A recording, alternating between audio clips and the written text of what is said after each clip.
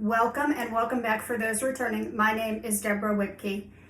This video is part 2 of a video I did a couple of weeks ago on being in abusive relationships. I am often asked, why did I attract this person into my life? Am I not a good person myself? I don't understand. Why would I attract someone like this?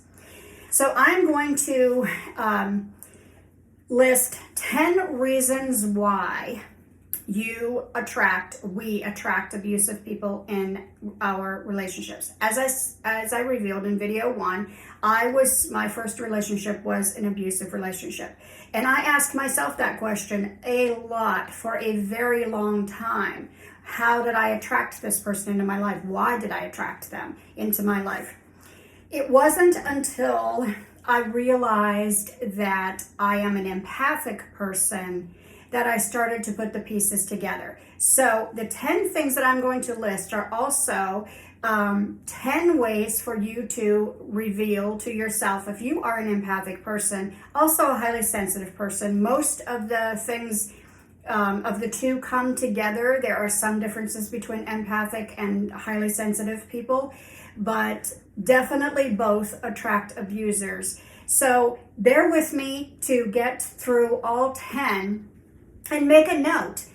Does this apply to me, to this one and this one and this one? And see count up all 10 and see how many of them you can say apply to you, to know if you're empathic. There are also a lot of quizzes and things you can take to understand more. And if I go through this list of 10 and you identify yourself as, I think I'm empathic, I highly encourage you to dig deeper into the topic, because the more that we know and understand about ourselves and how we operate in the world, the better off we are. So I'm going to start. Number 1, you take on other people's emotions. You sense their feelings. You pick up on tiny changes in their body language, in their expressions, in their tone of voice.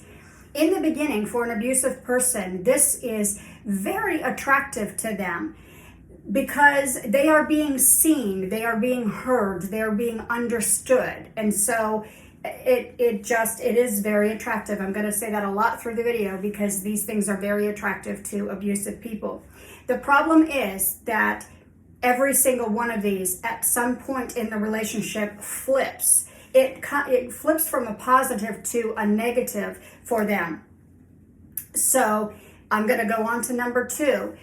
You experience overwhelming emotions in public places. It's difficult for an empathic person to be in crowds for a long period of time, to be in noisy, chaotic places, because we're picking up on all of that chaos around us. We're absorbing it, and it's very difficult for us to handle. We like our downtime. We like our alone time. If you are in relationship and living with another person, you need that space to be able to go to for yourself. So again, this is attractive to an abuser in the beginning because, hey, you want to stay home. You don't want to socialize with a lot of other people, and they want you all to themselves. So that works out perfectly for them. And so later on, they will use it against you when you attempt to disengage and have your alone time from them. They're perfectly fine with you having alone time away from everyone else in your life, but not from them. You are not allowed that alone time, and then that's when the tug of war gets set up. So number 3, you understand where people are coming from. You intuitively sense what's underneath the surface. Again, this is good in the beginning because they're like, oh, wow, he understands me, and this is fantastic. But it becomes a very big bone of contention later on because they feel invaded by you at some point then. And it's like, no, I don't want you to see me anymore. And so they attempt to put up those walls. But being an empathic person is kind of difficult. So this is kind of like some of the walls don't exist, and we can still sense and feel those things coming from other people. Okay, number 4.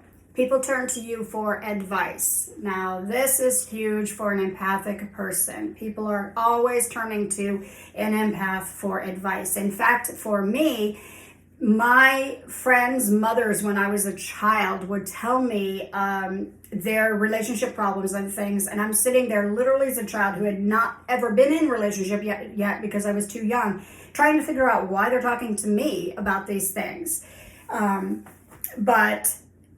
So that's a big one. So again, in the beginning, this is great for the abuser because they feel like they can share with you and they can tell you their whole life story. And they do often, and they reveal childhood pain and abuse themselves that they have suffered.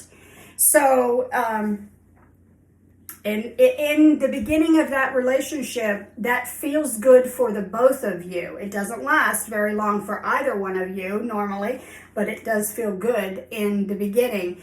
You feel like you are offering this fabulous chance for them to be seen. You feel like you're offering them this chance to be seen, and they feel like they are being seen, but later on, that flips too. So number 5, you can't stand violence and tragic situations. So an empathic person generally avoids all violent movies. You even avoid hearing about tragic stories on TV. We sense and we feel things on such a deep level that it's like we are absorbing that pain of those tragedies right into our very bodies. And so it is difficult, very difficult for us to do.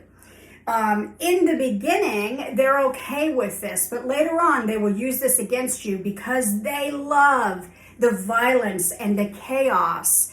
And so they will call you names because you do not want to engage in these things. So you will be belittled a lot for that.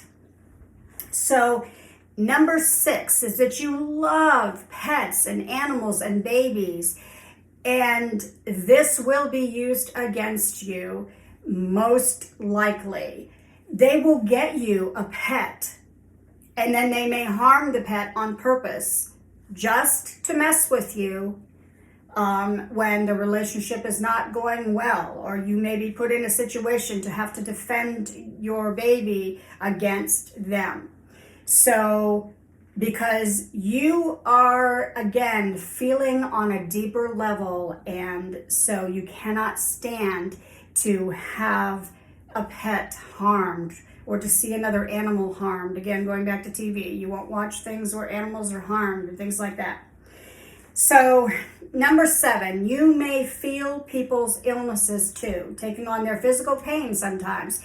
I am one of those people. I believe I've built boundaries enough that I don't do that as much anymore. But when I was younger, if a friend said to me they had a headache, consciously I was feeling bad for them, but unconsciously I would actually absorb that headache. Not kidding. You can look it up. It's actually true. And in a few minutes they would be like, "Oh, my headache's gone," and I'd be like, "Oh yeah, because I have it." Again, I've learned to create boundaries where I don't do that very often. Now, I didn't understand back then that was what was happening. Although it happened so often that I would take on, especially headaches, with friends, people that I cared about, family members and things, that I did begin to wonder, like, how come I have it now and they said they don't have it now? So we're taking on this abuser's pain when they're sharing with us their deep secrets of past abuse and things like that. We're taking that on, and that feels good to them in the beginning, but not later on. Later on, they will use that against us again. So, relationships are overwhelming. Number 8, holy crap, relationships just regularly are overwhelming. So you put an empathic person and an abuser together, and that relationship just is explosively overwhelming. Again, we like our downtime, but they are control freaks.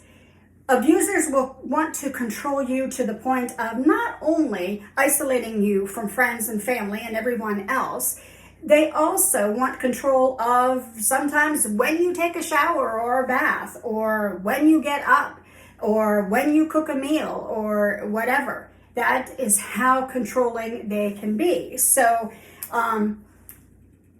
when you are in an abusive relationship as well, because you sense so much, you sense those changes in their moods. You even sense when they are lying, and man, do they hate that. Of course, no one likes to be called out when they're lying. And here you are as an empathic person, knowing that they're lying to you, knowing things that they don't want you to know, because now in the relationship, they don't want to be seen anymore. At least those parts of them, they do not want to be seen. So that's why, again, it is so very, very difficult to be in that relationship with them. Number 9, in the beginning, this is amazing for them. You have a calming effect on other people. I cannot tell you how many times that I have been with people where they've said, wow, you're so grounded. Wow, you're so calm. Even in chaotic situations, I can remain calm for the most part. Until I'm away from the chaotic situation, and then I have to, put myself back together again. So this, again, in the beginning is so, it feeds the savage beast, basically. They love the fact that you can calm them down. But later on, they don't want that anymore, because, again, going back to the violence and things like that, they thrive a lot on chaos. And so they don't want that calm. You're too calm. And then number 10, OMG. And I could have started with this as number 1, but I kept it as number 10 because it is so incredibly important.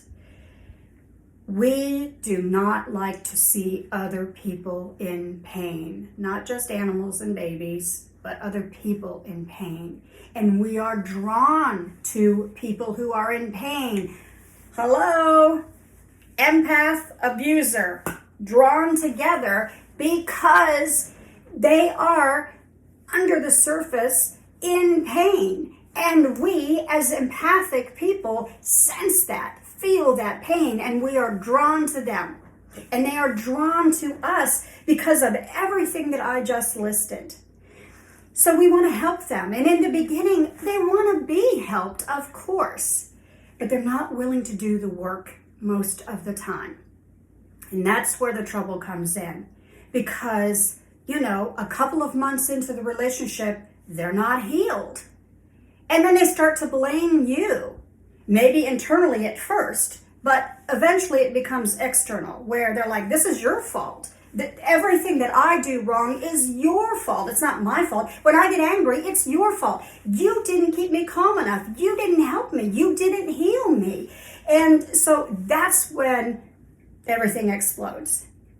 Here's another little problem about not wanting to see other people in pain. They use this time and time again, please hear this, to draw you back in.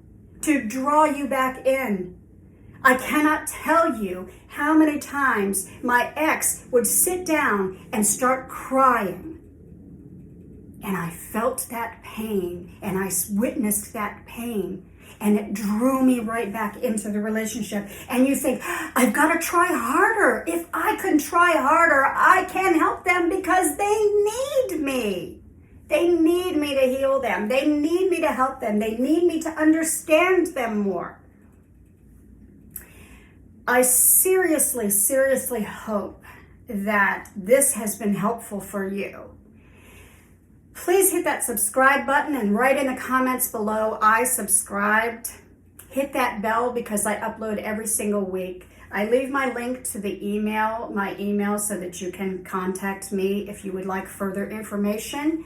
And I will leave a link to the first video because the first video is very important to watch too. Again, I just opened the door a little bit, just a little bit, to get you going in the right direction of getting out of that relationship. But I seriously hope that this video will help you to take that next step. Thank you so much and have a great day. I'll see you next time.